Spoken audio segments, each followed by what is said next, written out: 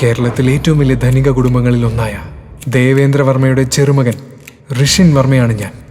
ആദ്യ നോട്ടത്തിൽ തന്നെ മറ്റാരോടും തോന്നാത്തൊരു കൗതുകം എനിക്ക് അവളോട് തോന്നി. ഇന്ദ്രപ്രസ്ഥം കുടുംബത്തിൽ ഇനി നീ ഒരു അംഗമല്ല. നിന്നെ സ്വന്തമായിട്ട് പോറ്റാൻ പോലും പറ്റാത്തൊരു മണ്ണുണ്ണിയാണല്ലോ നീ കണ്ടുപിടിച്ചത്. കഷ്ടം. എന്നാൽ അതുവരെ ഞാൻ ആരാണ്, എൻ്റെ കുടുംബം എന്താണ് എന്ന് ഞാൻ അവളോട് പറഞ്ഞിരുന്നില്ല. ഇങ്ങനെയെങ്കിലും നിന്നെ കൊണ്ടൊരു പ്രയോജനം ഉണ്ടാവും. ഇതാണോ ഋഷി നിന്റെ ക്ലീനിങ്? ചുമ്മാ ഇരുന്ന് തിന്നാൻ മാത്രം പോരാ, അതിനനുസരിച്ച് പണിയെടുക്കണം. അമ്മ എന്നെ വഴക്ക് പറയുമ്പോഴും വീട്ടുജോലി ചെയ്യിപ്പിക്കുമ്പോഴും അവള് മൗനമായി കണ്ടു നിന്നു. 7 കോടി രൂപയുടെ കടബാധ്യതയാണ് കമ്പനിക്കുള്ളത്. അത് പരിഹരിക്കണമെങ്കിൽ 4 കോടി രൂപ നിക്ഷേപിക്കാൻ ആരെങ്കിലും ഉടൻ തന്നെ വരണം.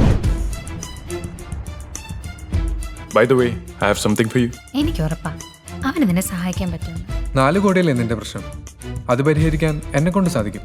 എന്റെ ജീവിതം വെച്ചോളൂ തമാശകൾ ഇനിയെങ്കിലും നിർത്തിക്കൂടെ ഋഷി? എത്രയാന്ന് പറഞ്ഞാൽ സഹിക്കുക. മടുത്ത്. ഓഫീസിലെ ഇപ്പോഴത്തെ പ്രശ്നങ്ങൾ പരിഹരിക്കണമെങ്കിൽ ശരത്തൊരു ഇൻവെസ്റ്ററിനെ കൊണ്ടുവരണം.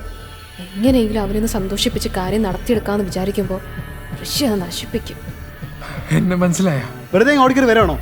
വെറുതെ ഡ്രസ് നശിപ്പിക്കാനായിട്ട്. ഇതിന്റെ വില എന്താണെന്ന് അറിയാമോ? സ്നേഹപ്രകടനമൊക്കെ ഒരടി മാറിയെന്ന് മതി. ഇനി ഇവിടെ നിൽക്കുന്നതിനേക്കാൾ നല്ലത് തിരിച്ചു പോകുന്നതാ. ബൈക്കിലേക്ക് തിരിച്ച് നടന്നപ്പോഴാണ് അവൾ അങ്ങോട്ട് വന്നത്. അഞ്ജലി.